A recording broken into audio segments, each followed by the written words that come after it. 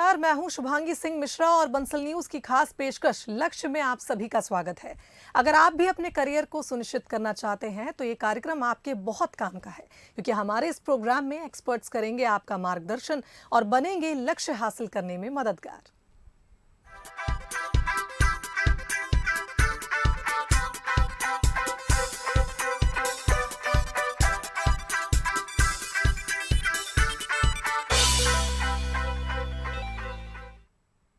तो हमारे खास कार्यक्रम लक्ष्य में हम उन लोगों से आपको रूबरू कराते हैं जो शिक्षा के लिए बेहतर काम कर रहे हैं, छात्रों के मन में करियर को लेकर उठने वाले सवालों का जवाब दे रहे हैं और कैसे शिक्षा का स्तर बढ़े इसके लिए लगातार कोशिशें कर रहे हैं।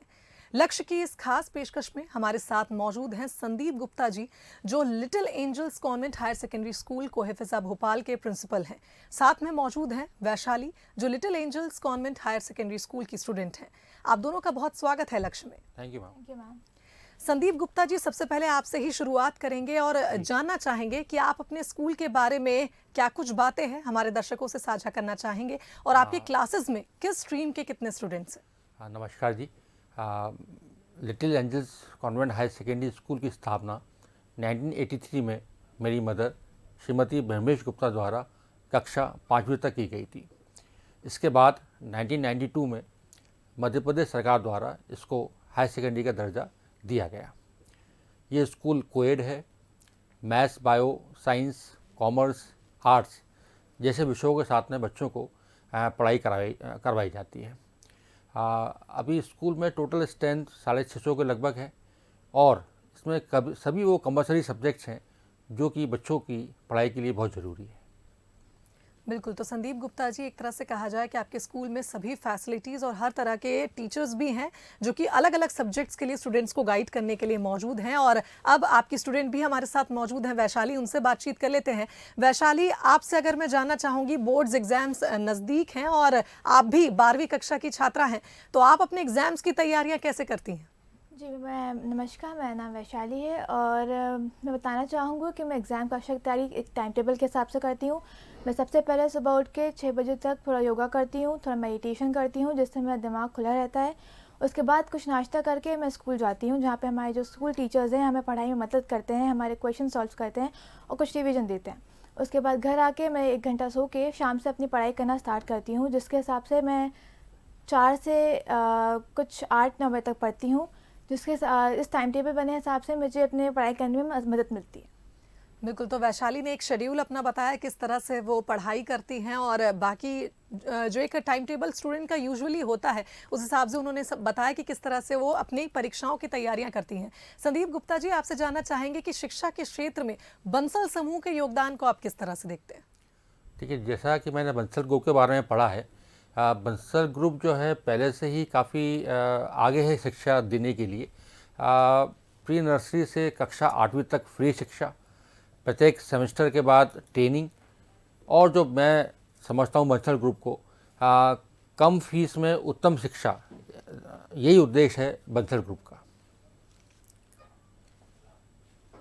बिल्कुल। तो संदीप गुप्ता जी, अगर हम बात करें टेक्निकल एजुकेशन की, बहुत ज़रूरी है आज के समय में, और वैशाली खुद एक स्टूडेंट है, उनसे जानना चाहेंगे कि टेक्निकल एजुकेशन में आप बंसल समूह की किन नीतियों को पसंद करती हैं?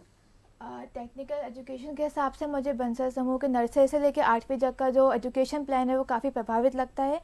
मुझे लगता है कि उनके जो टीचर्स हैं, उनके जो मेंटर्स और गाइड्स हैं, वो हमें काफ़ी मदद करते हैं, हमें मोटिवेट करते हैं। हमारे स्कूल में वो समय समय पे आते रहते हैं, तो उनकी टेक्निकल एजुकेशन मुझे काफ़ी प्रभावित करती है।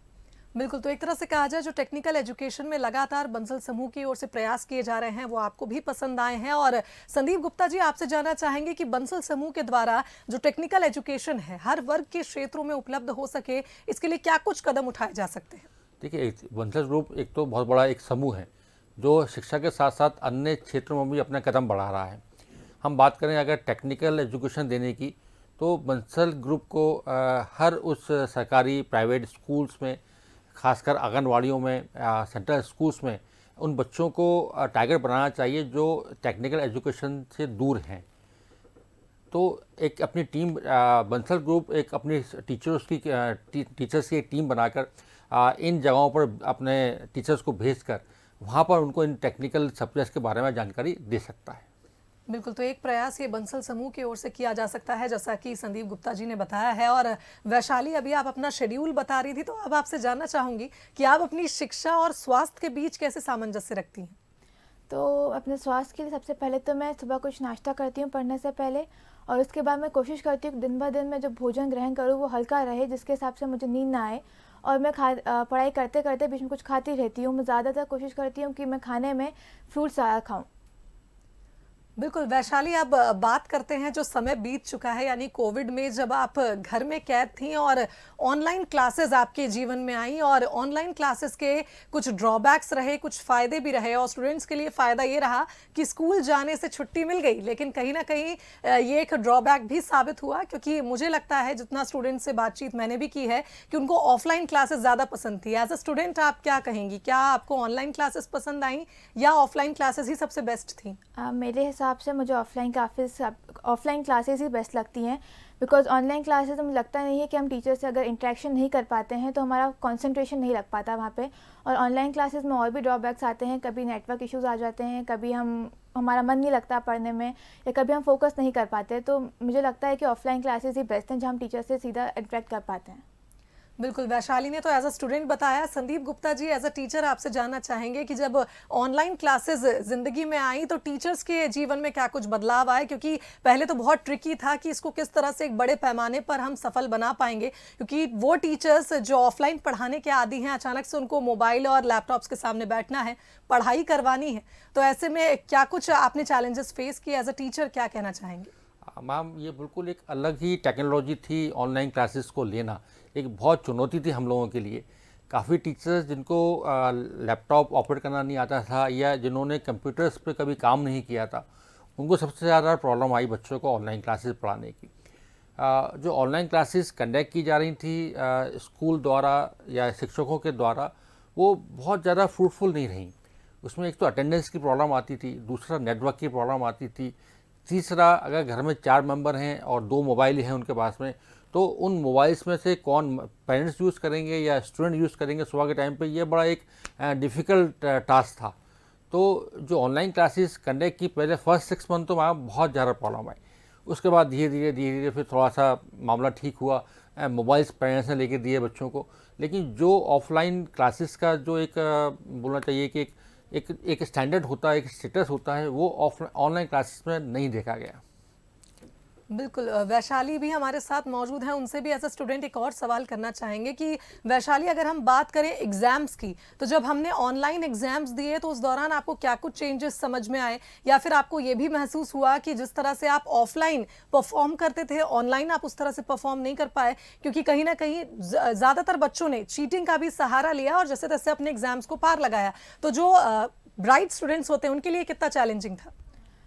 जी मैम, बिल्कुल। ऑनलाइन और ऑफलाइन एग्ज़ाम्स में बहुत डिफरेंस है। और ऑनलाइन एग्ज़ाम में प्रॉब्लम्स ये होती थी कि अगर हमें कुछ क्वेश्चंस हैं या कुछ डाउट्स है तो हमारे पास टीचर्स नहीं होती थी उन्हें क्लियर करने के लिए। और ऑनलाइन एग्ज़ाम में प्रॉब्लम्स थी, हाँ, ब्राइट स्टूडेंट्स के लिए भी हमारे पास ये प्रॉब्लम थी कि हम इतना पढ़ते थे, जो हमारा हार्डवर्क था, और उस कंपेरिजन में जो बच्चे हैं जो टीचिंग करके पास होते थे, उन सबके सेम मार्क्स आते थे। तो इसलिए हमें थोड़ा सा वो होता था, प्रॉब्लम होती थी ऑनलाइन क्लासेस में। बट उसके बाद फिर सब धीरे धीरे उस पर यूज़ टू होना पड़ा, उस ऑनलाइन एग्ज़ाम्स के। बिल्कुल वैशाली, और संदीप गुप्ता जी, अब आपसे एक और चर्चा करना चाहेंगे। सब पढ़ें और सब बढ़ें के बंसल समूह का ये उद्देश्य हमेशा से रहा है, और बंसल समूह का उद्देश्य हर विद्यार्थी तक पहुंचाने के लिए और क्या कुछ प्रयास किए जा सकते हैं? देखिए, बंसल ग्रुप चाहे टेक्निकल एजुकेशन देने की बात हो या दूसरी शिक्षा देने की बात हो, हमेशा से आगे रहा है।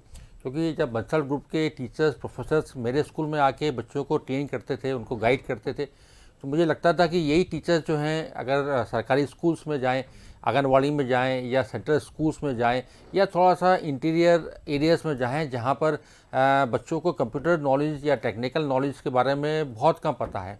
हम शहर वालों को तो, जो सिटीज़ में रहते हैं या आप कहें कि मेजर सिटीज़ में रहते हैं, वो तो इन सब टेक्निकल एजुकेशन को की तरफ चले जाते हैं। लेकिन जो गांव हैं या छोटी जगह हैं, वहाँ पर टेक्निकल एजुकेशन के बारे में बहुत कम लोग जानते हैं। वहाँ के स्टूडेंट जो हैं वो नहीं पढ़ पाते हैं। तो बंसल ग्रुप जो कि एक बहुत बड़ा ग्रुप है, वो इन इंटीरियर एरियाज़ में जाएं, विलेजेस में जाएं और इस टेक्निक को वहाँ डेवलप करें, तो मैं समझता हूँ कि काफ़ी अच्छा रहेगा। जिससे जो वहाँ के लोग हैं वो भी एक समाज से जुड़ेंगे और समाज में अपना एक स्थान बनाकर आगे बढ़ सकते हैं। बिल्कुल संदीप गुप्ता जी, जो कि आप एक प्रिंसिपल हैं और प्रिंसिपल तो बहुत सारी चीज़ों को मैनेज करता है, लेकिन जब ऑनलाइन क्लासेस या फिर कहें कोविड में जब लॉकडाउन लगा और फिर एजुकेशन एक बहुत बड़ा पॉइंट बन गया कि बच्चों को एजुकेटेड रखना बहुत ज़रूरी है, साल बर्बाद नहीं होना चाहिए, तो क्या कुछ प्रयास आपकी ओर से किए गए? मैम, सबसे पहले तो हम लोगों ने टीचर्स को ट्रेन किया, जो टीचर्स ऑनलाइन क्लास पढ़ाना नहीं आता था उनको। साथ ही साथ उन पेरेंट्स को भी ट्रेन किया जो ऑनलाइन क्लासेस को ऑपरेट नहीं कर पा रहे थे अपने घर से।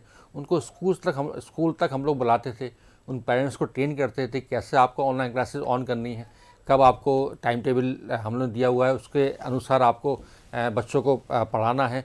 तो कई बार ये होता था कि दोनों हस्बैंड वाइफ वर्किंग रहते थे, वो सुबह कोई 8 बजे जा रहा है, कोई 9 बजे जा रहा है, तो और क्लासेस हमारी 9:30 बजे से शुरू हुआ करती थी।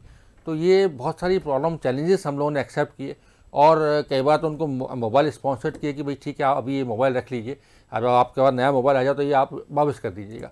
तो एक्चुअली में मोबाइल्स की बहुत प्रॉब्लम आई। स्मार्ट मोबाइल को ख़रीदने में भी कई पेरेंट्स ने अपनी असमर्थता जाहिर की कि हम उसको ख़रीद नहीं सकते हैं, लेकिन फिर धीरे धीरे जैसे जैसे आगे समय बढ़ता गया और कोरोना का ये प्रकोप जो हम बोलें इस वायरस कम होता गया, इसका असर, तो पेरेंट्स ने मैनेज किया उस चीज़ को और फिर मोबाइल दिलवाए, जिससे बच्चों ने ऑनलाइन क्लासेस ज्वाइन की। लेकिन जितना फ़र्क ऑफलाइन क्लासेस में आता है, जितना इम्पैक्ट या हम बोलें जितना मतलब अच्छा जो ऑफलाइन क्लासेस में रहता है, बच्चों को जो ज्ञान मिलता है या जो बच्चे अपने डाउट्स क्लियर कर सकते हैं, वो ऑनलाइन में बहुत मुश्किल हो जाता है।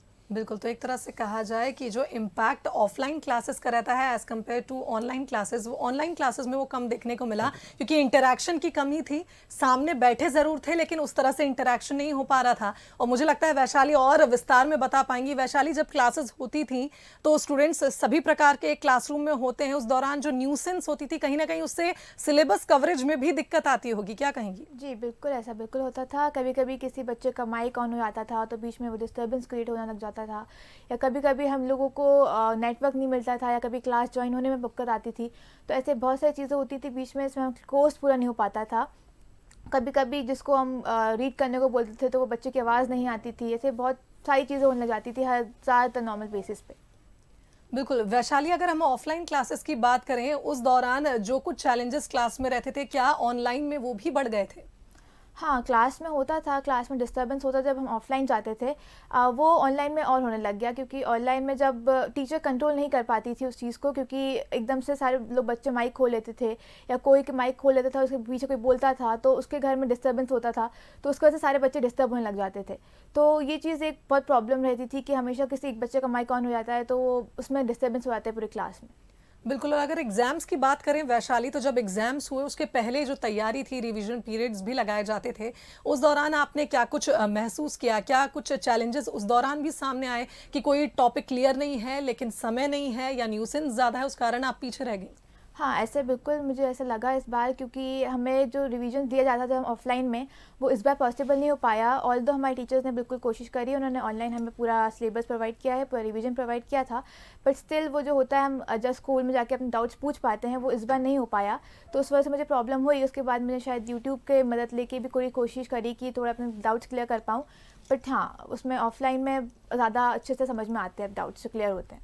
बिल्कुल, तो एक तरह से कहा जाए कि जब ऑनलाइन स्टूडेंट्स ने पढ़ाई की तो स्टूडेंट्स ने भी काफ़ी कुछ चैलेंजेस फेस किए हैं, और वैशाली ने बताया कि बहुत टाइम वेस्ट भी हुआ है और कुछ कोर्स के ऐसे रहते थे टॉपिक्स जो क्लियर भी नहीं हो पाए। संदीप गुप्ता जी, आपसे जानना चाहेंगे, स्टूडेंट्स की अगर हम कैरियर काउंसलिंग की बात करें, बच्चे बहुत घबरा जाते हैं जब 10th पास होते हैं और उसके बाद अब एक चैलेंज है कि कौन सा सब्जेक्ट चुने और उसी के आधार पर आगे की उनकी पूरी स्टडीज़ रहती है। तो ऐसे में स्टूडेंट्स की कैरियर काउंसलिंग के लिए आप क्या कुछ करते हैं? देखिए, आफ्टर 10th, जैसे बच्चे 10th पास करके 11th में आते हैं हमारे यहाँ, तो उनकी काउंसलिंग करते हैं हम लोग, उनकी चॉइस देखते हैं, उनका नेचर देखते हैं, उनका एम पूछते हैं कि वो आखिर किस फील्ड में जाकर अपना करियर बनाना चाहते हैं। उस फील्ड के साथ साथ उनके पेरेंट्स को भी कॉल किया जाता है, उनसे भी बात की जाती है, और जो सब्जेक्ट बच्चा स्टूडेंट चूज़ करना चाहता है उसकी पूरी डिटेल उनके पेरेंट्स को, साथ साथ उनके स्टूडेंट उस बच्चे को भी बता दी जाती है। साथ ही साथ जब वो सब्जेक्ट अलॉट कर दिए जाते हैं तो मैं समझता हूँ कि शायद मैं बंसल ग्रुप का नाम लेना चाहूँगा इसमें, कि बंसल ग्रुप के जो टीचर्स हैं वो आके हमारे यहाँ के हम काफ़ी बार हमारे स्कूल में आए हैं और उन्होंने बच्चों को गाइड किया है, उन्हें उनकी काउंसलिंग की है, उनको सब्जेक्ट के बारे में नॉलेज दी है और उनको उनके एम तक पहुँचाने में काफ़ी मदद की है।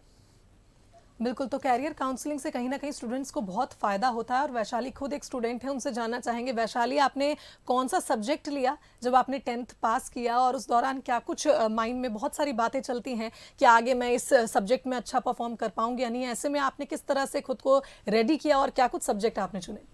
जी बिल्कुल, तो उस वक़्त मुझे बहुत ज़्यादा कन्फ्यूजन्स थी, मेरे हाथ में बहुत सारे थॉट्स थे। तो मैंने बहुत सारे लोगों से अपनी ओपिनियंस माँगे, मैंने अपने फैमिली मेंबर से पूछा, मैंने अपने टीचर से पूछा। हमारे स्कूल में भी करियर काउंसलिंग हो गई थी उसके बाद, तो आखिर में जाके मैंने अपना मैथ्स और कॉमर्स सब्जेक्ट लिया, जिससे मैंने आगे जाके सीए बनने का डिसीजन लिया था। और उस वक़्त मैंने सोचा कि थोड़ा मुश्किल होगा, लेकिन आगे जाके मैंने जब चूज़ किया तो मैंने उस वक़्त अपना फ़ोकस यहाँ शिफ्ट कर लिया। तो जिस तरह से वैशाली ने बताया कि उन्होंने अपना फोकस शिफ्ट किया और उन्होंने कॉमर्स के साथ मैथ्स लिया है, मुझे लगता है मैथ्स सुन के बच्चे डर जाते हैं, लेकिन वैशाली आपने चुना है, तो आप अपने लक्ष्य को कैसे निर्धारित करती हैं? मैं अपने लक्ष्य को, मैंने जैसे बताया पहले कि मैंने एक टाइम टेबल बनाए रखा है, जिस हिसाब से मैं अपनी पूरी पढ़ाई करती हूँ। उसी हिसाब से मैं पूरा हार्डवर्क करती हूँ, मैं पूरी मेहनत करती हूँ पढ़ाई के लिए। जिस तरह मैंने मैथ्स लिया है तो मुझे पता है कि मैथ्स में थोड़ी प्रॉब्लम होगी, बट मैं पूरा कोशिश करती हूँ कि मैं कवर कर सकूँ। और मैं शिक्षा से ही अपने लक्ष्य को निर्धारित करने की कोशिश करती हूँ, क्योंकि बिना शिक्षा के लक्ष्य निर्धारित नहीं हो पाता।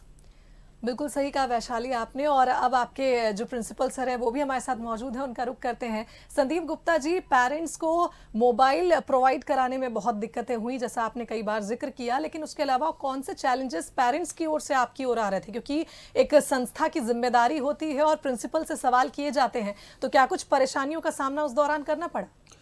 मैडम, चैलेंजेस तो बहुत आए। एक्चुअली जब ऑनलाइन क्लासेस शुरू हुई तो काफ़ी दिन तो इसी में लग गए कि पेरेंट्स को ट्रेन करना है, टीचर्स को ट्रेन करना है। कई महीने तक तो पेरेंट्स ने मोबाइल ही परचेज नहीं किए।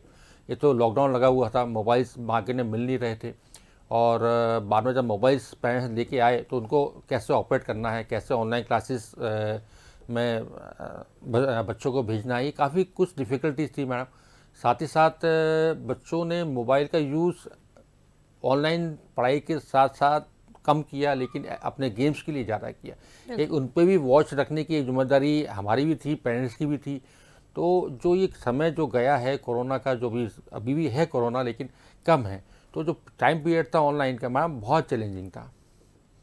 बिल्कुल, और जैसा कि बच्चों के साथ भी एक पूरा परिवार भी इस ऑनलाइन क्लासेस में जुड़ा रहा, तो वैशाली आपसे जानना चाहेंगे कि आपके परिवार ने किस तरह से सपोर्ट किया आपको इसमें? हाँ, मेरे परिवार ने मुझे बहुत अच्छे से सपोर्ट किया इस चीज़ में। वो बिल्कुल मैं जब उनको बोल देती थी कि मेरी ऑनलाइन क्लास होने वाली है, तो वो बिल्कुल सब कुछ शांत कर देते थे उस वक़्त। जैसे कि मेरा 9 से 12 बजे या 9 से 1 बजे तक क्लास है, तो मैं उस वक़्त सबको मना करती थी घर के कमरे के अंदर आने के लिए, जिससे मुझे पूरा टाइम मिल पाता था फ़ोकस करने के लिए। और मेरी मम्मा भी मुझे बिल्कुल कुछ ना कुछ ला के देती थी 1-1 घंटे में कुछ खाने के लिए। तो मेरी फैमिली ने मुझे ऑनलाइन क्लासेस में अच्छे से सपोर्ट किया। तो बिना फैमिली के सपोर्ट के मुझे लगता है ऑनलाइन हो या ऑफलाइन क्लासेस हो वो पूरी नहीं हो पाती, और फैमिली का सपोर्ट एक बहुत बड़ा रोल प्ले करता है। संदीप गुप्ता जी, बात करना चाहेंगे कि बच्चों के चहुमुखी विकास के लिए आप किस तरह से प्रयास करते आए हैं, और खास करके आपके विद्यार्थियों के लिए आप क्या कुछ प्रयास करते हैं? मैडम, बहुत प्रयास हम हमारे सभी टीचर्स का रहता है। हमारे यहाँ हमारी जो स्टाफ है, हमारे जो टीचर्स हैं, वो बहुत ही एक्सपीरियंस और बहुत ही एजुकेटेड है। तो बच्चों के संपूर्ण विकास के लिए मैम हम लोग शिक्षा के साथ साथ स्पोर्ट्स एक्टिविटीज़ हैं, कल्चरल एक्टिविटीज़ हैं, एजुकेशनल टूर्स हैं, आउटिंग है, जीके कॉम्पिटिशन्स हैं, स्पेल बी कॉम्पिटिशन्स हैं, नेशनल फेस्टिवल्स के बारे में बच्चों को बताना। बच्चों को इस तरह से हमें बोलना चाहिए कि शिक्षा के साथ साथ उनको उस फील्ड से जोड़ना जिस फील्ड के बारे में वो नहीं जानते हों। ये स्कूल का बहुत बड़ा बहुत बड़ा योगदान रहा बच्चों के विकास के लिए। और जो बच्चे 11-12 के होते हैं उनको मैम नॉन टेक्निकल और टेक्निकल संस्थानों में जाकर उनको प्रैक्टिकल वर्क दिखाना, ये एक हम लोगों का मेन पर्पस रहा है। बिल्कुल संदीप गुप्ता जी, बहुत सारे चैलेंजेस बच्चों के सामने भी रहे और बहुत सी कमियां भी बच्चों ने महसूस करी, बहुत सा नुकसान भी बच्चों का भी हुआ। और खुद वैशाली बैठी, उनसे ही जानना चाहेंगे कि जब हम ऑनलाइन क्लासेस की बात कर रहे थे, क्लासेस तो फिर भी पूरी हो गई, लेकिन स्पोर्ट्स सेक्टर में जो बच्चे अच्छा परफॉर्म करते हैं उनके लिए एक बहुत बड़ा ड्रॉबैक रहा कि आउटडोर जितनी भी गतिविधियां थी वो सब बंद हो गई थी। ऐसे में बच्चों ने खुद को कैसे फिट रखा, क्योंकि स्टूडेंट्स के लिए जितना ज़रूरी पढ़ाई है, थोड़ा बहुत ही ज़रूरी सही, लोग जैसा कि यहाँ मानते हैं हमारे देश में कि स्पोर्ट्स भी जरूरी होता है। ऐसे में बच्चों का नुकसान फिजिकल फिटनेस में बहुत हुआ है। वैशाली, क्या कहेंगी? जी बिल्कुल, फिज़िकल फ़िटनेस मेरी खुद की भी बहुत ज़्यादा बिगड़ गई थी बीच में, क्योंकि मुझे एक साथ पूरा घर पे रहना पड़ा, मेरे कोई बाहर आउटिंग नहीं हुई थी। तो लेकिन मैंने पूरी कोशिश करी कि मैं घर पे 1 घंटा या 2 घंटा वर्कआउट करूँ, जिससे मेरी बॉडी बिल्कुल उसमें रहे, फिट रहे, शेप में रहे। मैंने पूरी कोशिश करी कि मैं सुबह उठ के अभी 1 घंटा योगा करूँ, मेडिटेशन करूँ, जिससे मेरे माइंड भी खुला रहे। तो मैं जितना हो सका हमने उतनी घर में ही वर्कआउट करने की कोशिश करी थी। बिल्कुल संदीप गुप्ता जी, अगर हम स्टूडेंट्स की बात करें तो उनका एक माइंड रहता है, एक डिसिप्लिन में स्टूडेंट्स रहते हैं जब वो स्कूल आते हैं, लेकिन जब ऑनलाइन क्लासेस हुई तो टीचर्स को भी काफ़ी परेशानियों का सामना करना पड़ा और बहुत से ऐसे किस्से भी हुए जिसमें स्टूडेंट्स ने टीचर्स के साथ गलत बर्ताव भी किया। उस दौरान आप अपनी टीचर्स को कैसे मोटिवेटेड रखते थे? मैम, टीचर्स की कंप्लेंट्स तो आती थी, लेकिन by the grace of God ये कंप्लेंट्स बहुत कम रहीं। और जैसे मैंने आपको बताया कि बहुत एक्सपीरियंस टीचर्स हैं हमारे यहाँ, तो उन्होंने वहीं के वहीं उसको टैकल किया और कूल होके उनको मैम ऑनलाइन क्लासेस वो लेती रहीं। और ज़्यादा प्रॉब्लम होती थी तो उनके पेरेंट्स को स्कूल में कॉल किया जाता था, उनको उनकी काउंसलिंग की जाती थी, तब जाके वो कहीं ना कहीं हमने उसका सोल्यूशन निकाला। और फिर ये सब चीज़ें बहुत कम हो गई मैम, मतलब ना के बराबर हो गई ये चीज़ें। बिल्कुल। और जैसा कि हम बात कर रहे थे कि बच्चों का काफ़ी नुकसान हुआ है, तो क्या कुछ एक्टिविटीज़ भी आपके स्कूल में करवाई गई, ऑनलाइन एक्टिविटीज़, जिससे बच्चे भी मोटिवेटेड रहें, थोड़ा रिलैक्स मूड में आए? देखिए, मेरे स्कूल से काफ़ी बच्चे स्पोर्ट्स में नेशनल लेवल तक पहुँचे हैं। अभी एक मेरे यहाँ की स्टूडेंट्स हैं रूबा खान, वो नेशनल बॉक्सिंग के लिए जा रही है। अक्सून है, वो अभी चेन्नई से बैडमिंटन की ट्रेनिंग लेके आया हुआ है, जो कि नेशनल अभी खेलने जाएगा। और काफ़ी कुछ मेरे यहाँ सुधीर जैन है, यशराज चौहान है, जो क्रिकेट में नेशनल खेलने जा रहे हैं। और साथ साथ जो कल्चरल की मैं बात करूँ अगर, तो हमारे यहाँ के काफ़ी बच्चे, काफ़ी स्टूडेंट ने कई मूवीज़ में काम किया है, कई सीरियल्स में काम किया है। आपका नाम सुना होगा सारा खान, जो कि बिग बॉस में भी आई थी, वो हमारे स्कूल की स्टूडेंट थी। विपुल रॉय है, शोएब खान है, काफ़ी जो मॉडल्स थे मुंबई में वो हमारे स्कूल की ही देन थी। हमारे टीचर्स का हार्ड वर्क था। और जैसा कि मैंने बताया आपको कि ऑनलाइन होने से इन सब चीज़ों में प्रॉब्लम तो आई है, लेकिन जो बच्चे ट्रेनिंग के लिए जाते थे उनको स्कूल से भरपूर सहयोग दिया गया। तो संदीप गुप्ता जी, अब ये तो बात हो गई कि टैलेंट आपके स्कूल में काफ़ी रहा, टैलेंटेड बच्चे स्कूल से निकले हैं और अब एक बार फिर स्कूल खुलने जा रहे हैं और हम न्यू नॉर्मल से नॉर्मल की तरफ बढ़ रहे हैं। ऐसे में क्या कुछ प्लान्स हैं अब आपके, किस तरह से वापस से हम उस ओर बढ़ेंगे? और स्कूल से एक बार फिर खुलने वाले हैं, आप अपने स्टूडेंट्स के लिए क्या कुछ तैयारियाँ कर रहे हैं? हम जैसे कि अभी गवर्नमेंट की स्कीम थी कि भाई 15 से 18 साल के स्टूडेंट्स को वैक्सीन लगाई जाएगी। फर्स्ट डोज भी लग चुका है, सेकंड डोज भी लग चुका है बहुत सारे स्टूडेंट्स को। तो हमारा तो ये प्रयास रह गया कि मैक्सिमम बच्चे स्टूडेंट जो हैं वो स्कूल आके ऑफलाइन पढ़ाई करें। साथ साथ पेरेंट्स की भी ड्यूटी बनती है मैम कि वो अपने बच्चों को स्कूल तक पहुँचाएँ, स्कूल भेजें, क्योंकि अब हम लोग नॉर्मल की तरफ बढ़ रहे हैं। अगर हम ऑनलाइन के भरोसे बैठे रहेंगे या हम लोग ऑफलाइन जाने से डरेंगे तो उतना डर हमारे अंदर और बैठता जाएगा। जो सरकार ने कोविड की गाइडलाइन जो जारी की है, अगर हम उसको फॉलो करते रहें और उस फॉलो के साथ साथ हम लोग स्कूल बच्चों को भेजें, स्कूल में भी पूरा इंतज़ाम रहता है मैम, पूरा हर रोज़ सैनिटाइज होता है पूरा स्कूल, डिस्टेंस का पालन किया जाता है, मास्क लगाया जाता है, तो स्कूल बहुत एक हद तक बहुत सेफ़ है। हम ये देखते हैं मैम, बच्चे तो बाहर जा ही रहे हैं, बाहर मॉल में बच्चे घूम रहे हैं, सिनेमा हॉल बच्चे जा रहे हैं, मार्केट में बच्चे हमें दिख रहे हैं, लेकिन सिर्फ स्कूल भेजने के लिए पेरेंट्स जो है वो नहीं भेज पा रहे हैं। तो कहीं ना कहीं मैम लॉस तो है। अगर ऑफलाइन क्लासेस शुरू हो गई हैं तो पेरेंट्स को बच्चों को स्कूल भेजना ही चाहिए। बिल्कुल, बच्चों को स्कूल भेजना ही चाहिए, क्योंकि काफ़ी नुकसान बच्चों ने उठाया है और उनके बेहतर भविष्य के लिए बहुत ज़रूरी भी है। और वैशाली खुद एक स्टूडेंट हैं, तो वैशाली, आपको देख के मुझे लगता है कि आप एक ब्राइट स्टूडेंट हैं, अगर मैं गलत नहीं कह रही हूँ, और आपने पूरी तैयारियाँ कर ली हैं बोर्ड्स की। तो स्टूडेंट्स को क्या टिप्स देना चाहेंगी आप?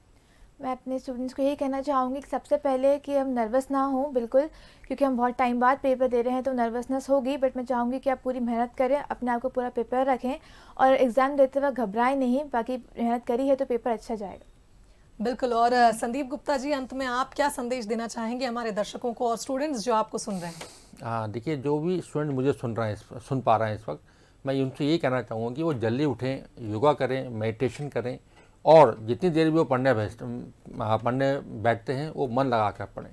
हम काफ़ी समय बाद ऑफलाइन क्लासेस, ऑफलाइन एग्ज़ाम की तरफ जा रहे हैं, तो प्रॉब्लम तो आएगी, समस्या खड़ी होगी कि एक तो राइटिंग की प्रॉब्लम आएगी कि 2 साल से आपने इतना लिखा ही नहीं है कि आपको 3 घंटे लिखने में ईजी लगे। साथ ही साथ बिना किसी टेंशन के जब बोर्ड एग्ज़ाम आप देने जाते हैं या आप लोकल एग्ज़ाम देने जाते हैं तो टेंशन हमें नहीं लेना है, और रिजल्ट जब आता है तो हमें कोई ऐसा कदम भी नहीं उठाना है कि जिससे हमारे माँ बाप को आगे पछताना पड़े। कूल माइंड रहना है हमें। योगा कीजिए आप, अगर आप परेशान हैं तो अपना मेडिटेशन कीजिए आप, और साथ साथ अपने टीचर्स की गाइडेंस में आप एग्ज़ाम देने जाएं, और अपना अच्छा परफॉर्मेंस दें और अपने लक्ष्य को प्राप्त करें। बिल्कुल। तो संदीप गुप्ता जी, बहुत धन्यवाद आपका इस कार्यक्रम में हमारे साथ जुड़ने के लिए, और वैशाली आपका भी धन्यवाद इस कार्यक्रम में हमारे साथ जुड़ने के लिए। तो घबराना नहीं है, नर्वस नहीं होना है, बस ये ध्यान रखना है कि लक्ष्य निर्धारित रहे और उसके लिए प्रयास करने हैं, और बेशक आप सफल भी होंगे। इसी के साथ हमारी खास पेशकश में फिलहाल इतना ही। कल फिर हाजिर होंगे एक नए लक्ष्य के साथ। दीजिए इजाजत, नमस्कार।